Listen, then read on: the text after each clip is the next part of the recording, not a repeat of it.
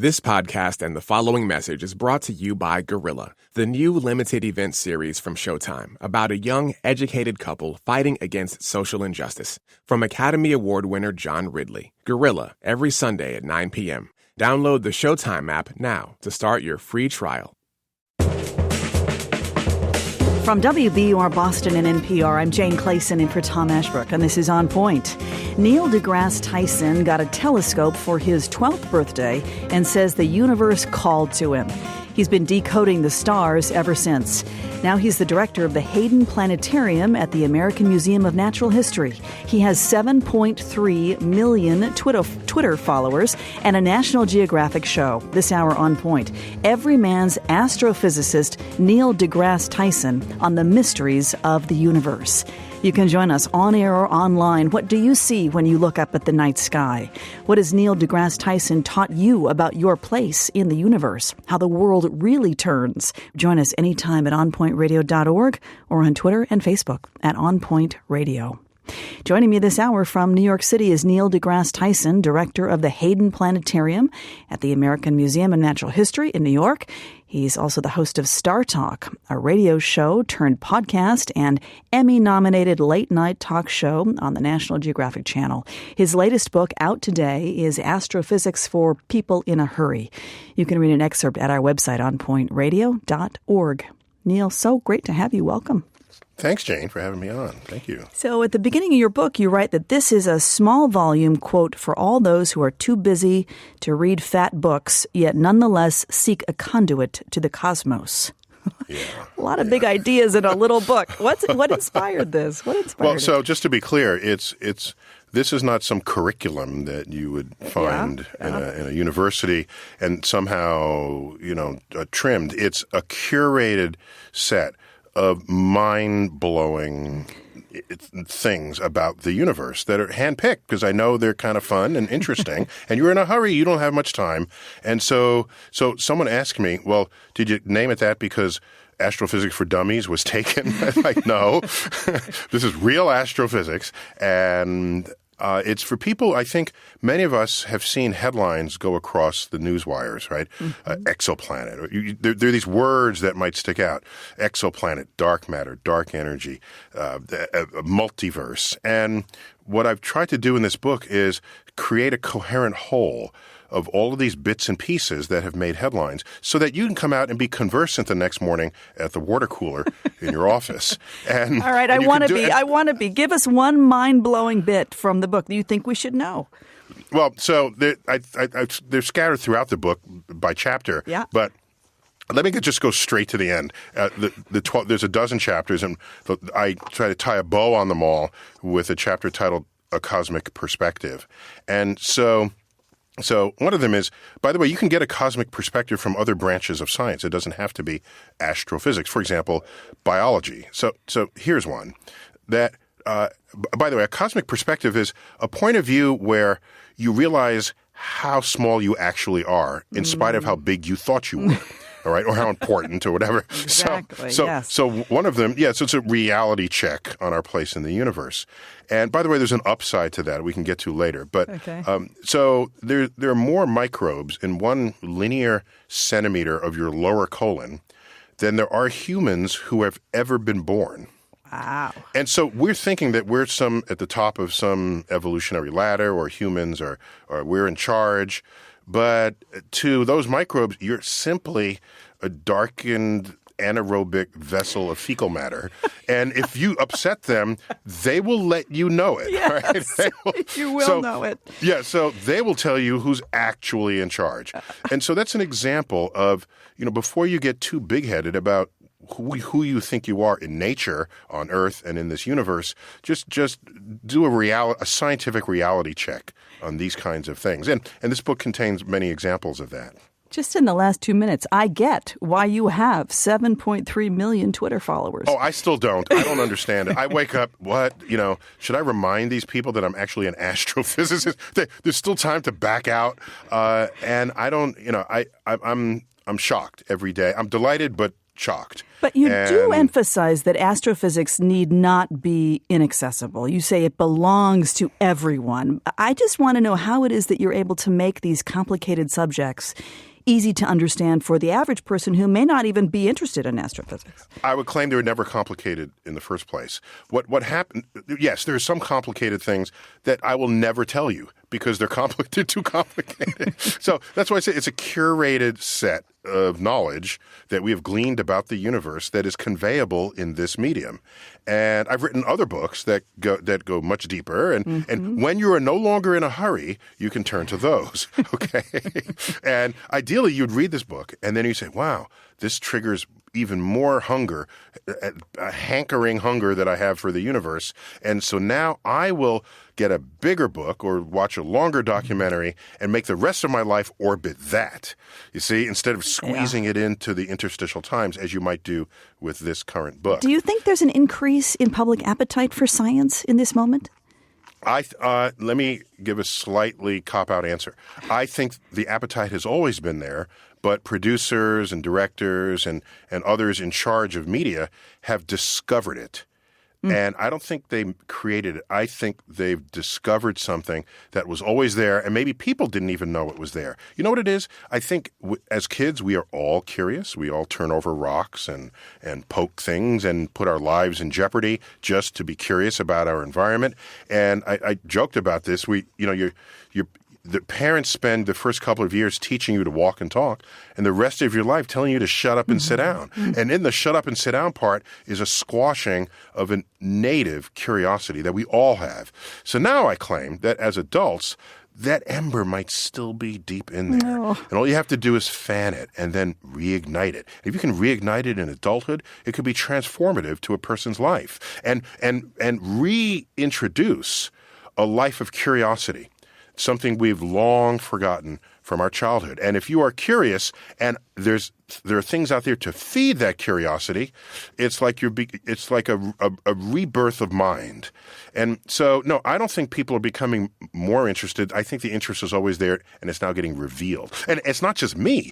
This landscape is huge. I have 7 million Twitter followers, but the Facebook page, IFLS, I freaking love science, has 30 million followers, okay? It's not just me. The number one show on television is called The Big Bang Theory. Yes, they be caricatures, but who would have thought 30 years ago if you went up to producers and said, I have an idea for a show. Let's follow the lives of PhD scientists. It'll be hilarious. You'd be laughed out of the room. They'd be looking for the next cop drama or the next medical drama, whatever it is they thought would be the only way you could sell television. That's the number one show. The Martian, the movie. And marquee actors, each one of them stars in their own movie, came together for this with a marquee director, Ridley Scott, with a marquee budget and a marquee release. And it's a hit. Yeah. And so no, it's not just me. There is an appetite being served, and I think it's long overdue. So I'm curious, in your years exploring the universe, what has surprised you the most? When you study the universe, being surprised is a native state. It's a natural, black holes. Who ordered that? Okay, we got black holes. Oh, the universe is accelerating. Where did that come from? Oh, okay, well, we got that. There are thousands of exoplanets. Where did they come from? Okay, we got that. Oh, we have Jupiter's, planets the size of Jupiter, orbiting as close to their host star as Mercury is to our host star. Who thought that up? And so we're stumped and surprised almost daily, if not weekly or monthly. So you ask me what surprises me the most? Nothing. It all surprises me. So, gosh, I love that line. Being surprised is a native state. What keeps you up at night then? What unanswered questions about the universe sort of fill your mind? You want to get there this early? Yes, I do. I want to go right to it. Don't we have an hour? You are There's so more impatient. To come, Neil deGrasse Tyson. There is. You are so impatient here. All right, I'll tell you, several things keep me up at night. But and there are more. You can ask me that question again later, but I'll give you one right now. Okay? One of them is the possibility that we are not even smart enough to know what questions to ask. And even if we did, we might not be smart enough to answer them. Because we are not some measure of intelligence in the universe. Who decided we are intelligent? We did. Okay? So if there's some other species out there that's also intelligent, would they judge us in that way? We have 1% DNA separating us from chimpanzees who can stack boxes and reach a banana, and we call that an intelligent chimpanzee. Well, suppose building a Hubble telescope and having art and philosophy, suppose that's not really that impressive to a more intelligent species out there we have yet to discover. They look at us the way we look at chimps. Would they call us intelligent? Possibly not. And they would have thoughts. They would have questions we could not even ponder. So I lay awake at night wondering whether the limitations of human physiology prevent us from even knowing how the universe really works. How old were you when you became interested in science, in the universe? I would say I think all kids are scientists, so it's not a science thing. It's the universe in particular. I was 9 in a first visit to my local planetarium, the Hayden Planetarium here in New York. Boston also has a Hayden Planetarium, came later, but it's the same family, money from the Hayden Foundation, Charles Hayden. And you got your first telescope at 12? At age 12, and that was a birthday gift. And that's when I first saw Saturn through a telescope, which is mind-blowing. And when people ask me, why is Saturn your favorite planet? That tells me that they have never seen it through a telescope, although they just simply wouldn't be asking me that question because they would agree. It's like objectively true that this is one of the most mind-blowing things to see through a telescope, even a simple backyard telescope.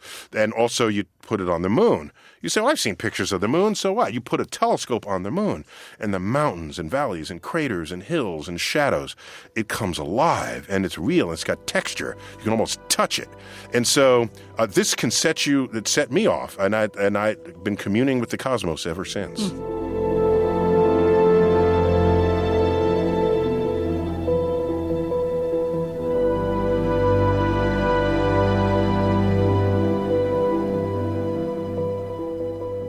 This is On Point. I'm Jane Clayson in for Tom Ashbrook. We're talking this hour with Neil deGrasse Tyson about space, NASA, and missions to Mars. His new book is Astrophysics for People in a Hurry. You can join the conversation. Are we entering a new space age? Is that a good thing? Are you ready to see humans on Mars? Would you go? Here is Neil deGrasse Tyson's sister, Lynn, explaining her brother's appeal on this week's CBS Sunday Morning. What he's able to do is to demystify science, and that is the ultimate equalizer. I think any person, when they realize that they can learn something, they don't see even what that mode of communication is. They just know that they've been inspired and that they've learned something. And so I think that cuts through what the presenter looks like. It cuts through race, it cuts through age, it cuts through gender. Sure does. Here's Esaya Edgehill, a student who participated in New York City's March for Science just last month, telling NY1 why he marched.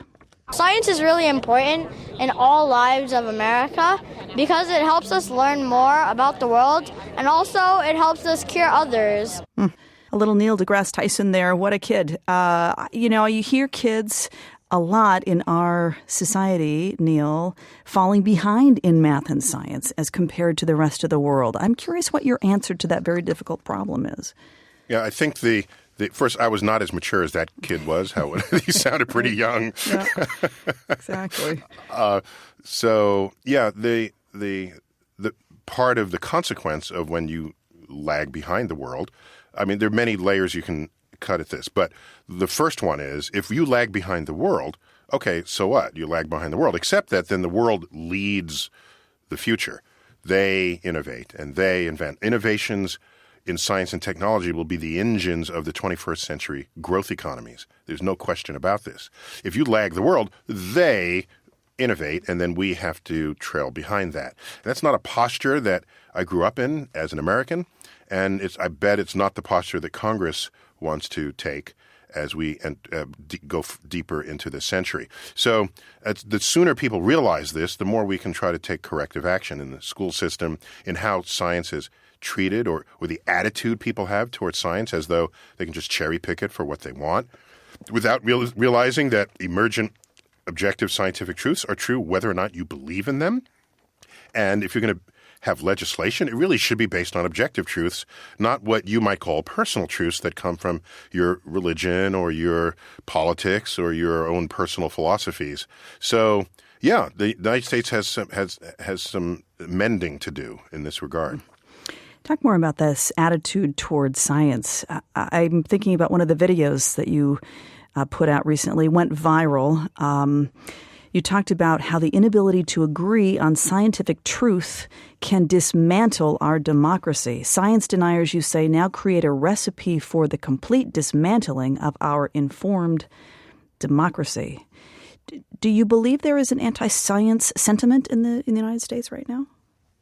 Well, among some, yes. But I don't think it's anti-science in general. Those same people who might be in denial of certain scientific truths still use a smartphone, and, to find grandma's house on a GPS grid. Many of them are alive and didn't die in childbirth because of advances in medicine. So I think fundamentally people cannot rationally say they're anti-science. What I think they object to is that as adults they have adopted a certain outlook on the world and think that denying science that conflicts with that outlook is actually overturning the truth of that science. It'd be like last week you gained weight and this week you want to repeal the law of gravity. No, it does not work that way. I'm sorry. So this is and it's too easy to just beat adults over the head when this is a point of misunderstanding. But in fact, as an educator, I look back to K through 12 and I think what happens there is we think of kids as vessels, empty vessels. And you unzip their head in kindergarten and you start pouring information in for 12 years. And then you zip it back up, slap a diploma on them and say, you are now educated. Or you even continue this into college. The fact that today we have college-educated adults saying they choose not to believe in objective scientific truth means there's something missing in that educational background. And that educational background parrots back what they're told rather than training you how to think, how to analyze, how to process information. That's what's missing, including an entire course just on what science is and how and why it works. If you fix that in the school system, you can't possibly have adults standing in denial of science. And nor would you elect anyone with that posture. So that's why I don't beat politicians on the head. I look back at the electorate, my fellow Americans. Let me play this interview for you and get your perspective on the other side. This is Fox News Sunday last month. Host Chris Wallace grilling EPA Director Scott Pruitt over Pruitt's claim that carbon dioxide was not a primary contributor to global warming. After showing Pruitt scientific reports that contradicted Pruitt's view, Wallace and Pruitt had this exchange. Here it is. What if you're wrong? See, look, let me say to you, CO2 contributes to greenhouse gas. It has a greenhouse gas effect and global warming, as methane does, and other types of gases. The issue is how much we contribute to it from a human activity perspective. Neil deGrasse Tyson? Oh, yeah. Was that a question? Yes. You want me to react? I do. So Abraham Lincoln in 1863, when clearly he had other priorities in front of him, in that year, he signed into law the creation of the National Academy of Sciences because he knew when you look at Europe and what role science was playing in building the becoming the foundation of the Industrial Revolution that created such economic prosperity in Europe over the time that this was a celebrated activity of all the nations. He said, we need some of that here in America. So the National Academy of Science was established to advise Congress and the President of all ways that the emergent scientific truths can influence sage policy. Okay? By the way, Abraham Lincoln was a Republican, the first of such. And so the National Academy of Sciences have been going strong ever since. And this is the most respected scientists who prepare reports in the service of policy. And these reports analyze all the research that has been conducted and come forth with scientific consensus. Not a consensus of opinion, a consensus of observations and experiment. And one of them is that humans are warming the Earth. Now, and there's a whole report about this and the consequences and how great it's happening and what we need to do. There's an entire report. So if you now work for the government and going to deny what the National Academy of Sciences tells you, then go back to Abraham Lincoln and say, Abe, you didn't know what the hell you were talking about, and I do. Go tell him that. Go ahead. And ask yourself, why are you in any position of power in this country if the health, wealth, and security of this country is a priority? Because without any understanding of how science works, you are jeopardizing our health, our wealth, and our security. Let's get Brenda in here from Aiken, South Carolina. Hi, Brenda. You're on the air with Neil deGrasse Tyson. Hi, Jane. Hi, Dr. Tyson. Yes, hello. I'm calling in praise of your humility, not only on your own behalf, but for all of us humans. All my life I have believed, and always will, that if we could be more humble, if we could accept the place that we actually occupy on planet Earth and in the universe, we would grow exponentially in our knowledge and understanding and in what we're able to accomplish. If we could give up the arrogance that we rule the universe, then I believe that we could explore it much faster and more effectively. But the way we behave toward each other and toward other species and the way we abuse other species and our planet home, I believe that if we are able to colonize other planets, we will behave the same way there unless we learn what Dr. Tyson is trying to tell us. Brenda, thank you. Thank you very much. What would you say? Brenda's captured, thank you, Brenda, she has summarized what the cosmic perspective actually is. Consider that your ego often drives from the belief that you are different from everyone else in a way that makes you better.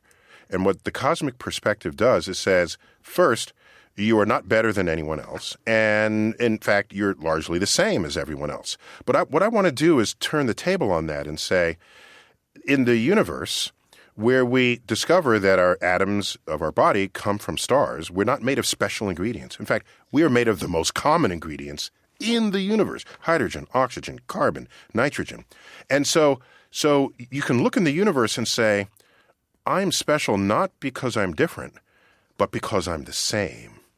And it's that sameness that makes you a participant in the great unfolding of cosmic events. And so to learn that, no, you are not different from other humans, you're the same genetically.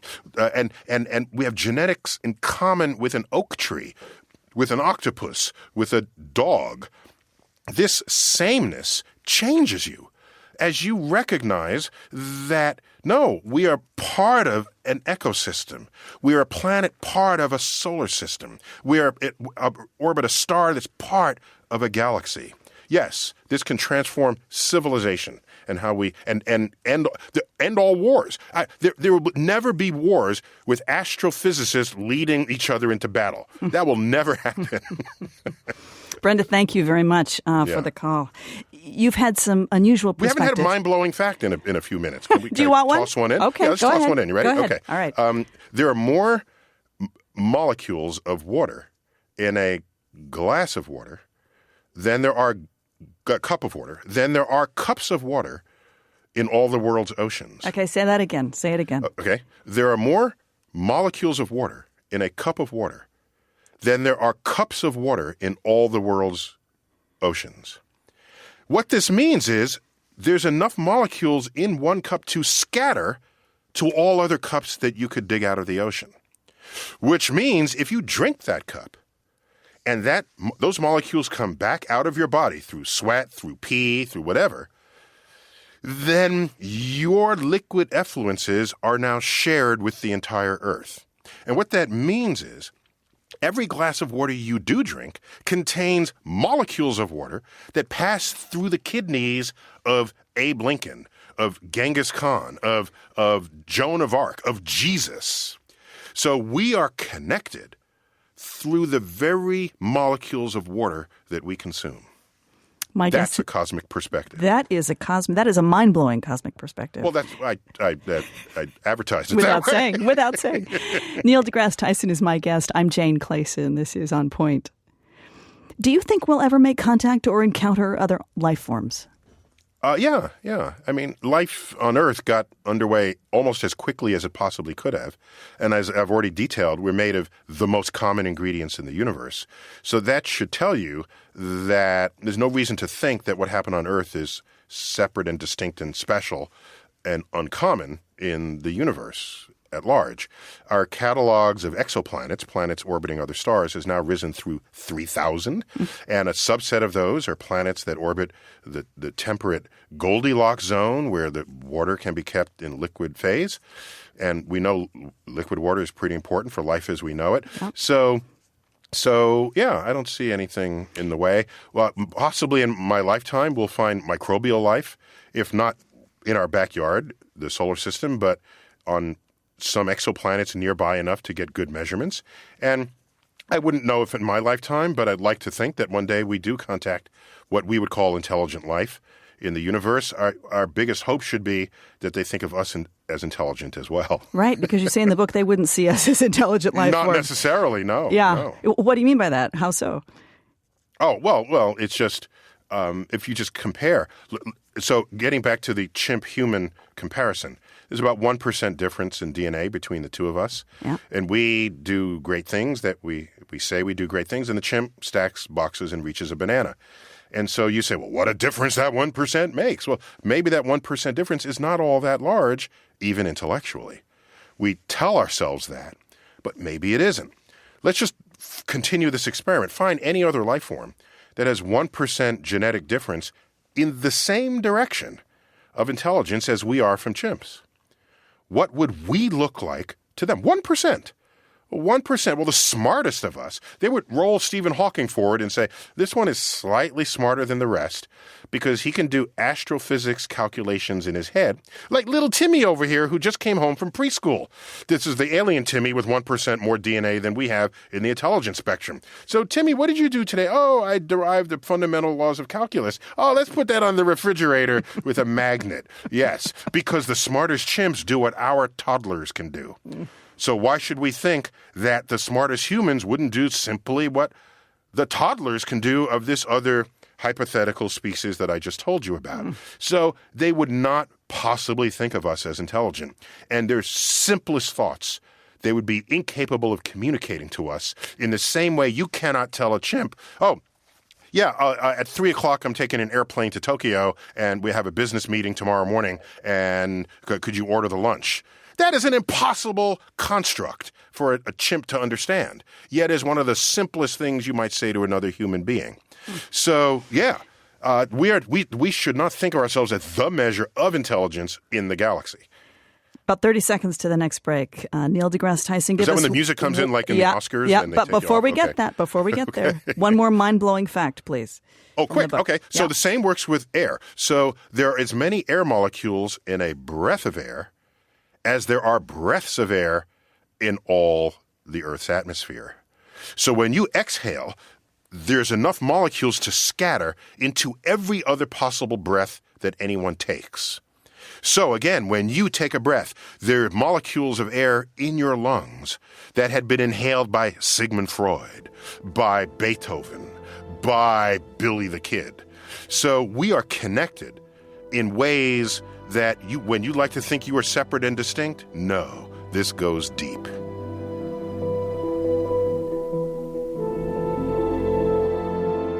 This podcast and the following message are sponsored by Blue Apron, partnering with sustainable farms, fisheries, and ranchers to deliver all you need to create incredible home-cooked meals. Ingredients come pre-measured, so there's no food waste. Recycle the packaging or mail it back, postage-free, and Blue Apron will recycle for you.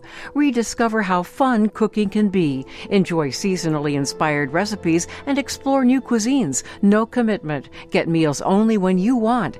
Get your first 3 meals free plus free shipping at blueapron.com/OP.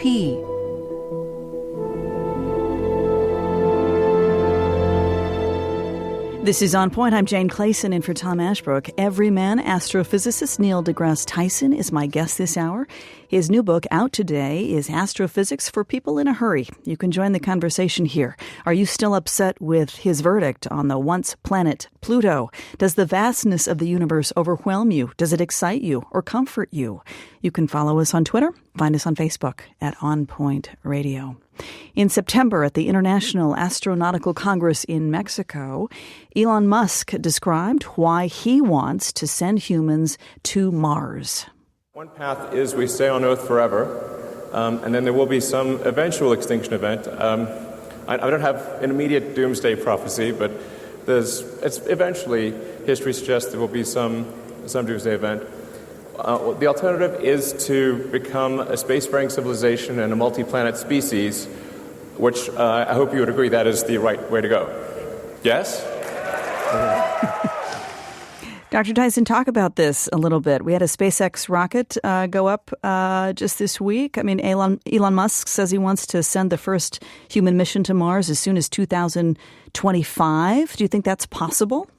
So there are 3 things there. There's one, let's colonize Mars. The other one is he's launching rockets. And the third one is he wants to... He's got a lot on his agenda, yes. Okay, there's a lot on and he's still making a Tesla car. So let's back up. Is that a no? No. On all 3 points? I hear a little skepticism there. Okay. So it makes good headlines to say, let's become and it kind of makes sense at first cut when you say, let's become a multi-planet species so that our species does not go extinct if there's some catastrophic event on one planet relative to another. So that, you can make a rational argument for that. However, there's a practical side of this that has been neglected. And I'm a practical guy, I think. So here it is. You ready? Yeah. We kind of know the kind of things that can render you extinct, like an asteroid could come, from space. And it took out the dinosaurs, and we don't want that same fate. There could be some killer virus that runs rampant. There could be, any of these things could happen. I agree. However, you have to ask the question. To colonize Mars means you're living there. And presumably it doesn't mean you're living in a bubble on Mars, because then you're living like on Earth on Mars, right? You're living on Mars. To do that, you'd have to terraform Mars. And that'd be the coolest thing ever if we could do that. No doubt about it. But what it's saying is we should terraform Mars and then ship 1 billion people there, or some number of people that can then start a new branch of humanity. And somehow that's easier than deflecting the asteroid. So almost any doomsday scenario you can come up with, it will be easier to preemptively avoid that fate than to terraform Mars and ship 1 billion people there. If you have the power to ship 1 billion people there, you have the power to bat asteroids wherever they're coming from in the galaxy and in the solar system, bat them out of the way. If you worry that we'll destroy Earth and Earth will then kill us, if you had the power to terraform Mars into Earth, you have the power to turn Earth back into Earth. So in practice, it's not a solution to that problem. That doesn't mean I don't love me some Mars. Totally. Let's go to Mars. No problem about it. But to say we need to go to protect the species. And by the way, if you do split into 2 planets and an asteroid does come to one planet and somehow we can't figure out how to deflect it, you're really going to sit there and say, goodbye, 12 billion people on the other Earth. You will die and we will all survive. Isn't that a good thing? No, you want to save everybody. So I don't see it as a real scenario, a practical scenario, compared to what we would actually think of doing under those circumstances. Let's get Paul in here from Littleton, Massachusetts. Hi, Paul. Glad you waited. You're on the air. Hi, Jane. Thank you so much for taking my call. You bet. So one of the most exciting things that I've observed in my adult life is this discovery of exoplanets.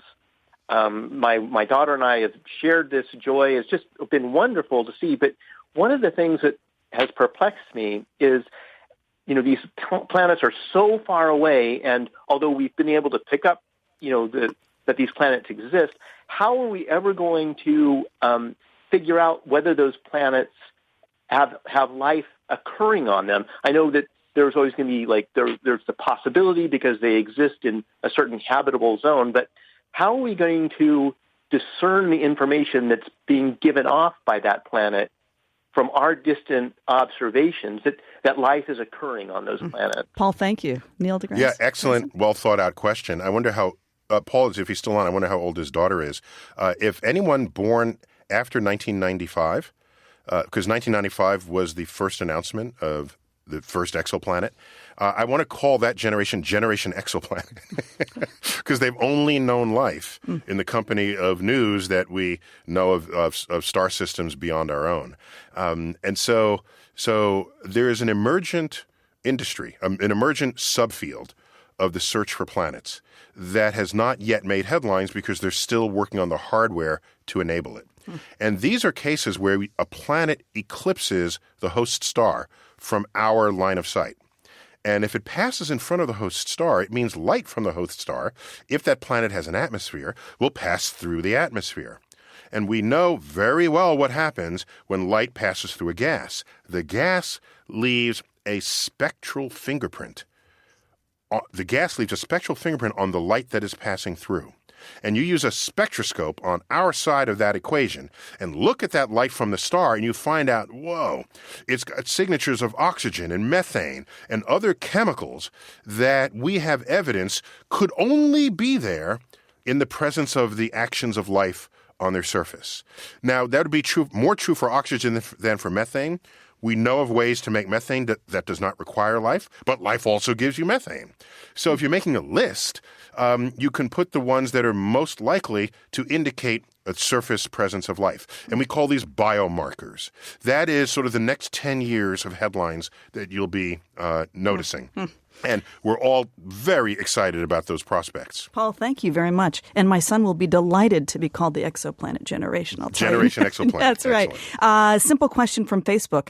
Jay asks, why did you kill Pluto? Pluto had it coming. Plus, I didn't kill Pluto. I was an accessory for sure. Okay, but for those who don't know, you lobbied to have Pluto stripped of its status, right, as the 9th planet. No, I don't lobby. I don't tell anybody anything. All we did when we rebuilt the New York's Hayden Planetarium and opened to the public in the year 2000, we wanted to future-proof the exhibits, and we saw that there were some icy bodies that had just been discovered in the outer solar system that kind of looked like Pluto. And in fact, they and Pluto looked more like one another than either of them looked like the rest of the planets in the solar system. So all we did was take Pluto and group it with a whole discussion of these icy bodies in the outer solar system. That's all we did. But the New York Times caught a hold of it, and they had a page one story, below the fold, but a page one story saying, "The Pluto not a planet? Only in New York." And then I got hate mail from third graders. I was going to say from kids, right? Oh, my God. I was public enemy. And all we did was tell the truth about what's going on out there. We didn't demote Pluto. We just grouped it with its brethren. And I think it's happier there. It's one of the biggest of the icy ice balls, rather than the puniest of the planets. And the Pluto lovers out there, hardly any of them know that our moon is 5 times the mass of Pluto. Our moon. And if Pluto were where Earth is right now, heat from the sun would evaporate its ice because it's more than half ice by volume. Heat would evaporate that ice. The technical word is sublime. It would evaporate that ice, and it would grow a tail That's no kind of behavior for a planet. Plus, Pluto crosses the orbit of another planet, like comets do. So Pluto's a perfectly fine member of the solar system, but once you look at the details, it's hard to just put it in the club of the rest of the planets. Now, you could take this one step further. Jupiter has storms bigger than all of planet Earth on it. Okay? So if you came upon the solar system, an alien, you would say, oh, it's got 4 planets, Jupiter, Saturn, Uranus, and Neptune, and everything else is just debris. Because Jupiter is more bigger compared to Earth than Earth is compared to Pluto. So if you're just going to invoke size on this, Jupiter has more argument to get rid of Earth than Earth has to get rid of Pluto if it's only based on size. But we have other criteria as well. So it's gone, it's still there, it's just called a dwarf planet, and just get over it. That's all I'm saying. Here's Brian in Bridgeton, Maine. Hi, Brian. You're on the air. Mm-hmm. Hi, Jane. Hi, Dr. Tyson. Hello. I just had a quick question. Do you think we'll see extensive space tourism in the next, 10, 15, 20 years and maybe beyond low Earth orbit? Yes, it'll drive the entire economy. Yeah, I'm sorry, it would drive the entire economy of our future in space tourism. I have no doubt about it. Until we learn how to mine asteroids, then the mineral resources and mining, the first trillionaire will be the first person who figures out how to exploit the natural resources of asteroids. So, yes. It will drive our economy? Does that mean the average person? Drive the space economy. So it would drive, it will turn what is now a space program into a thriving space industry, for sure. Brian, thank you. Thanks very much for the call. Here's James in Buffalo, New York. Hi, James. You're on the air. Hi, Jane. Hi, Dr. Tyson. This is an absolute pleasure to actually be able to speak with you. The question I actually had was how would you, it's hard to phrase, how would you confront individuals or how would you communicate with individuals who basically deny most factual scientific information? Because in today's modern age, most people basically just pretend as though scientific fact doesn't exist as long as if it doesn't agree with the worldview that they have. James, thanks. Neil? Yeah, thanks. So first, I'm reminded anytime I hear someone that speaks with complete ignorance, and ignorance, by the way, ignorance just means not knowing. But if you're ignorant and you think you know, so it's the crime of not knowing but think you know and then acting on that. That's just the recipe for disaster. But I'm reminded that we live in a free country. You ought to be able to think what you want and say what you want. And I have no problems with that as a fundamental reality. The problem arises if you do not understand how and why science works and you rise to power and you create legislation that's anchored in your ignorance. This is as we said earlier in the broadcast, that's where you begin to unravel the foundations of an informed democracy.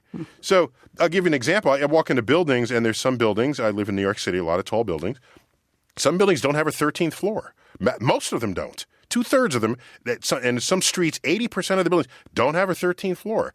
And I'm saying, this is the United States of America, and we have people walking among us afraid of the number 13, superstitious about it.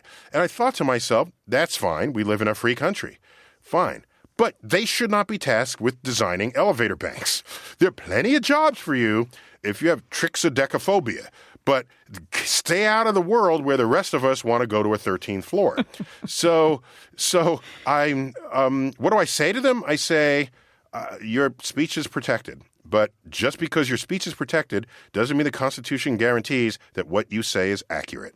And if you don't want to die poor, you better figure out how to know what science is, because that is going to be the recipe to keep you alive and stoke our economy, and at the end of the day, provide the security we will need entering the 21st century. James, thanks so much for the call. It's been a while since we've had a mind-blowing fact, so why don't you throw one in for the book? Okay, let me give you one. So, you ready? Yeah. So, dark energy, something discovered in the last couple of decades, is a measurement that the universe is accelerating in its expansion. If that we don't know what's causing it, but we can measure it. All right, so it's a big mystery, but it's there. If this continues, which we think it will, then in trillions of years, our nearest galaxies will have accelerated away from us and gone beyond our horizon of detection. The day that happens, if there's a new emergent species who's trying to figure out the history of the universe, there will be no galaxies in their night sky to reveal it to them.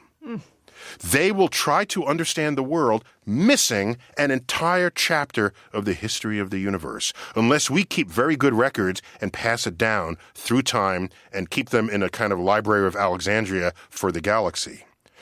And, fine, that leaves me wondering, what keeps me up most at night is whether our investigations of this universe are somehow missing a chapter that had been ripped from the book of knowledge that we are trying to decode. Some chapter that we don't even know was there, leaving us helpless in our attempts to understand what is unfolding in front of us. I lose sleep over that. So we've got about a minute left. A minute? Wow, okay. I wish we had another hour, actually, but we don't. You share some mind-bending tweets. Well, we're in a hurry, and that's what the book is. Astrophysics for people in a hurry. You only have an hour? Let's do it in an hour. All right, we did it. Oh, by the way, I also did the audiobook. Yeah. So if you're in a hurry because you're in traffic and you're in a hurry and you don't have time to, you can listen to it. You're a good pitchman, too. I like that. That's right. good. You've got mind-blowing tweets on everything. You've also been suggesting names for Beyonce's twins. Cosmic names. You went there, huh? I had to. I saved it for the end. What are your suggestions for the Queen Bee? Dr. Tyson. Yeah, I just had some well, I only did this because I think her daughter was named Blue Sky or something, or there's some innovative name Blue for her Ivy, other kid. yeah. Blue Ivy, thank you. Yeah. So I thought, okay, well, she's open for some suggestions. So I just found a lot of paired phrases and words in the universe just to put it out there. And many of them actually are gender neutral. So you can just, no matter who they are or what gender they assign or choose, many of them will work. But I think my favorite was the last one I posted, which was, what was it? Quinn and Tessence. All Quintessence. Right. Last 10 seconds. Give us our last mind-blowing fact for the hour. Oh, in 10 seconds? Yeah, in 10 seconds. You can do it. You can do it. Go. Oh, yeah. The universe will expand and end not with a bang, but with a whimper, and not in fire, but in ice. Neil deGrasse Tyson, thank you so much. So great to have you here today. Oh, it's a delight. Anytime to talk about the universe. His new book, Astrophysics for People in a Hurry. You can continue the conversation, listeners. Get the On Point podcast at our website, onpointradio.org. Follow us on Twitter. Find us on Facebook at On Point Radio. I'm Jane Clayson in for Tom Ashbrook. This is On Point.